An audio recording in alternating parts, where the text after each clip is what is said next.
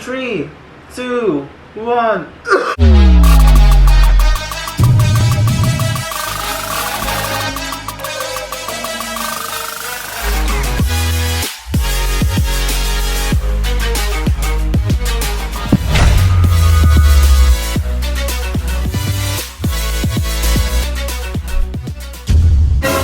Welcome back to another vlog. Natatawa ako, mami. And a week. Charis, nung update sa ating T plus T. You can see maga pa, mami. Pero nilaban na agad ang makeup. Laroshi! Nagtataka kayo kung bakit bant na ba natusok na tusok. Maga pa po siya, mga sis. Ito ang bibig ko dito. Ayan yung ibabaw ko dito. Hindi ko pa siya Ayan na walang emotion natin. Hindi pa magsalita. Ang hirap ko pang i-galaw yung upper lip ko. Kaya ganyan pa siya. Saka maga siya. Yun, parang bumaba nga yung maga. Parang hanggang dito, mga. Magto 2 weeks. 2 weeks or less than 2 weeks pa lang tong ating ilong, mga sis. Kaya ganyan pa siya. Super maga pa yan, sabi ni Doc Justin. Kaya pa nga tayo, mami. Alam mo, hindi na bugo sa'yo. Naging ano na, oh my God, it's so hot in here. Ganun na siya. Sa kapag tumatawa ako, mami, ganyan palang eksena ng kumparuhos natin.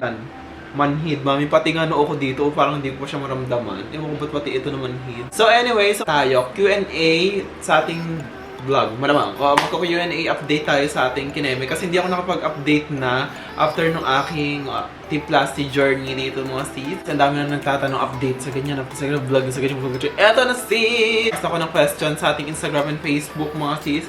So automatic yung pag nagko-question ako Instagram and Facebook para alam mo, iba-iba yung tanong. Oo, kasi iba, halos ang dami, puro ganyan. Tapos iisa lang naman ang tanong, mami.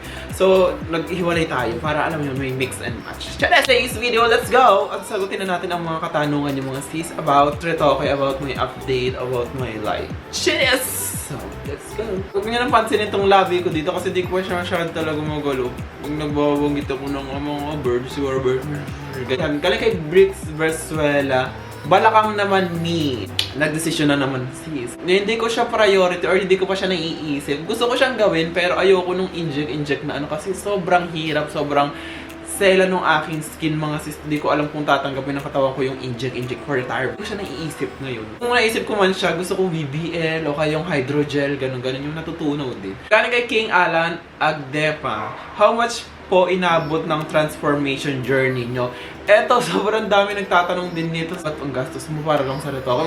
Gusto ganyan. Shhh! Kalma! Oh baby, kalma! Thankful ko, mga doctors na humahawak sa akin. Kung kung sasabihin ko to, sabi rin sa akin na inuuna mo yung mga ganyan, may unahin mo yung mga ganitong bagay, unahin mo yung ganitong bagay. Ang laki na nagkagastos mo sa ganyan gawa-gawa. Retoke. Shhh! Ay, kalma. Thank you so much sa akin, mga doctor. Kasi kung kinumpute ko lahat ng transformation, yung lahat siguro, as yung ginastos ko lang nga yung mga nilabas ko. Kasi nung unang breast aug ko, ang ginastos ko doon is 65,000, which is yung pinakauna kong breast aug. Lang yung nagastos ko sa aking Retoke journey. Oh. Totoo lang ha. Wala no sugar coating na dito, mga sis. Pero sagot ko yung mga gamot sa mga mga laboratory, mga eksena, mga ganyan. Ako nun sa mga ganun. Pero yung procedure mismo, salamat doon! Salamat doon! So thank you so much again, Doc Justin, for my face. Kasi si Doc talaga ang humawak ng aking buong face. Contour Aesthetic, I love you so much, my very good mother. So galing kay Julie Abad, healing tips nyo po. Na inumin nyo yung meds nyo sa tamang oras. Ay kayo masyadong magkikilos. Sundin nyo yung mga doktor, yung mga advice nila, sundin nyo lang. And free tayo, mga sis. Ayun lang. Para talaga nahuhulog yung bibig ko. Drink pineapple juice, water, and everything. Vitamin C for the fast healing. King, bang. Kay Mia Placido, how much pa Retoke mo sa Nosma and location? Anong ginawa kasi sa T plus T using ear cartilage, mga sis? So, parang 75k, sedated na yun, mga sis. Tulog na kayo. 2 weeks ng aking ilong, and as you can see, 2 weeks pa lang siya. Tapos, ito yung pinaka before and after the surgery. Ilalagay ko din dito yung picture. Diba, ang nipis, ang ganyan na sana gumanyan na talaga ang aking na mawala ng umaga-umaga. Kasi ang bongga, mami, diba? So, sa location ni Doc Justin, basta search nyo lang yung Contour Aesthetic or nasa link down below yung kanilang page. Pag-click nyo, nandun na rin yung kanilang location. Jet Marasigan. Madaming planning soon, mga ilang days bago mag-heal, like yung makakagalaw ka na ng maayos.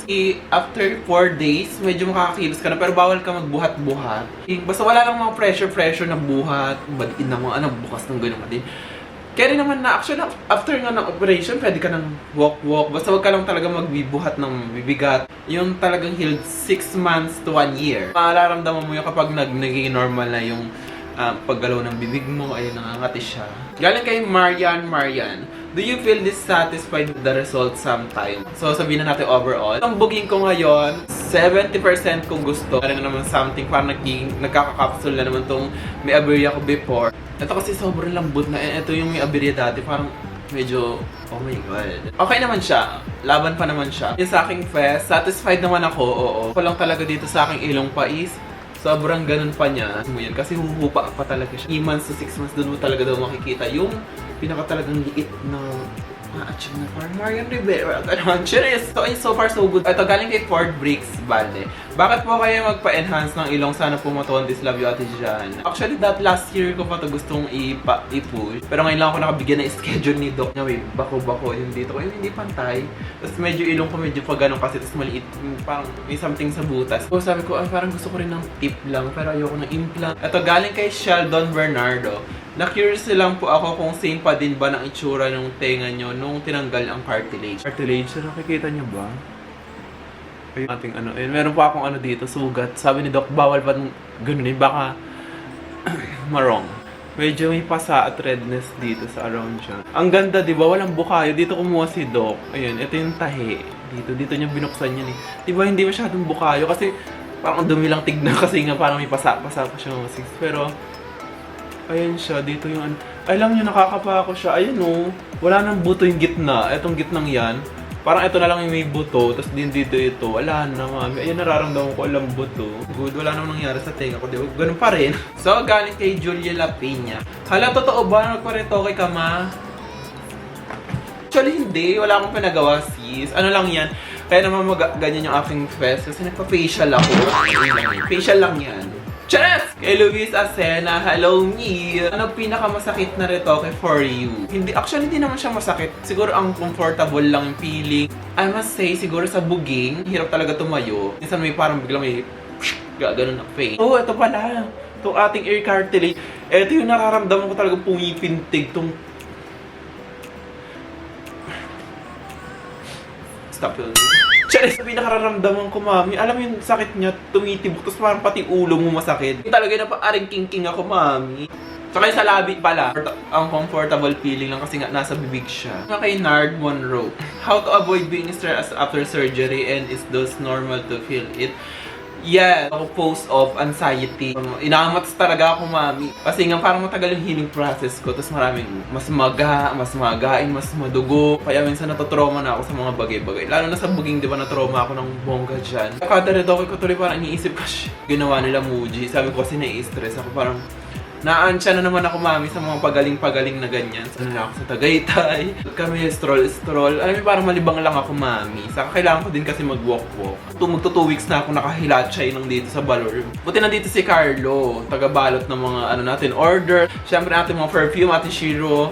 Yung mga order natin mga sis. So, ayun. Okay, kasi bawal talaga magbuhat-buhat. Friends, Tanael. Kapag tiplas ti Ate Jana, lifetime na ba yan? Di napapalitan or inaali? Yes. Opo, kasi ang cartilage, ang nilagay kasi sa akin ni Doc is cartilage dito sa ating tip. Saka dito nilagyan niya ng konti para pumantay. Buti nga nabuhay yung cartilage, sabi din. Kapag ang cartilage daw is kapag tumagal na, pag na-absorb na ng katawan, parang mas nalilesen pa yung taas niya, yung yung point niya. Basta swertihan talaga kung nabuhay talaga yung cartilage na siya. Para magiging part na talaga siya ng buto mo. Kasi nga cartilage siya. Ano ba ang cartilage? Malamang buto. Walang nilagay sa akin na implant, walang Gore-Tex, walang silicone. Cartilage ang mga pinaglalagay sa akin. Sariling iyo. Tangkilikin natin yung sariling atin. Ito, Lexi Go. No Sibrina po, full profile. So, parang kumaga talaga siya, mami. So, hot compress. Tapos medyo ganyan-ganyan po daw. Mga sis. Ganyan ang atake niya. Ayan yung pinaka-caring ilong. Ay kasi diba, nakikita mo bilog. Hindi ko alam, comment down below nga mga sis kung pwede na ako mag-contractio bex, yung mga scar removing kinemer. Kahit may ganyan. Ayun o. Merong langib-langib pa ang sugat-sugat. Pwede na kaya siya? Or kaya ako munang matanggal yung mga ganun. Ami Blue, may pinagayahan po ba yung nose mo or inspired kumbaga? Shout out me. Yung gusto, sabi ko kay Doc talaga nung una, sabi ko, Doc, gusto ko yung parang kay Marian, yung mataas yung tip na ganyan, tapos yung may kita yung ilong na ganyan. Tapos sabi niya, ay, Julia atake, mami. So, yun talaga yung finish ni Doc, yung parang Julia. Ayoko ng ganyan, Doc. Gusto ko John Darman lang. Cheers! Kay Denmark Torres, Doc. SRS na ba ang next surgery? God, why not? Chirito. Gusto ko kasi sa Thailand. Kung Doc George, panewen. Gusto ko talaga kasi kay Kamol. Kay Cassie Asis, paano pag natulog ka tas na-i-pitch mo ang ilong? Dito mabingi iyan, inay. Love you. Siyempre sabi ni Doc kasi kapag nagpaganitik kayo, 1 month daw, kailangan nakaano ka, matutulog ka na naka-elevated. Ayun, iwasan yung bunggo-bunggo na eksena. Bawal ka mag-side date sa left or right. Huwag ganyan ka lang. Tapos maghaw ka lang ng bulaklak. Shaggy Bamba ko! Ano kay Jason Gasmin? Ay, marami ka rin talak. Sabi niya, side by side comparison ng old Jana and new Jana, please. Tapos meron pa siyang isang Mount Everest. Keme! Tapos meron pang Ice Age ang atake mo, me, no hate. No hate, pero kung ano naman pinagsasabi. Pero as long as I'm happy, magreklamo kayo kung nanghingi ako sa inyo ng pangpagawan. Bagay pinilit ko sa inyo, napagod ba kayo? Napagastos ba kayo? I love you so much. Next. Galing kay Sai, rate ng aray-aray sa Rhino Me. No aray-aray sa ilong, siguro nung ano na lang, nung pag naglilinis, minsan may part na, papatusok, pabaganon ako, mami. Pero, carry, mami. Walang ano. Ang comfortable feeling lang talaga, yung mahirap ka gumalaw, mahirap magsalita. Yun lang talaga yung naiirita ako sa healing process pag sa ilong. Yan na. Nilalabasan pa din ba pag retoking ang kipi ng trans, mami? Actually, oo. Sabi nila, baka daw waste din ng pakiramdam, wala nang ano, design na lang daw yan. No. Sabi ni Doc George, tawag dun. Basta may in-explain siya dun mga sis, yung parang unang liquid na lumalabas sa Kimbam para Hurls. Parang lumalabas sa mga trans na nagpa-SRS. Ni Doc George sa TikTok, mga sis, yung nag-SRS dito sa Pilipinas. Para malaman niyo yung mga eksena kung lalabas namin, kung wala itsura, kung ganyan, kung kailangan mo maganto.